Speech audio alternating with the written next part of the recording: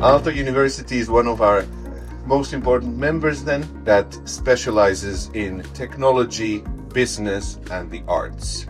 They're also a great example of industry-academia collaboration in Finland. What I would like to see working is the technology and knowledge transfer, which is very well integrated here in everyday life. This is again a question which has many facets.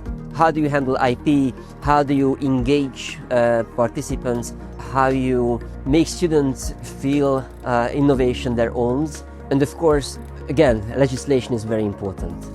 Are we ready to innovate on that level that is really needed right now for solving global problems and then bringing it into academia level so that we can teach it at our students as well? And I think for this it was one of the best examples to see the Aalto Design School, how they do there, all these decentralized approaches, all this we are at the same level, low hierarchy.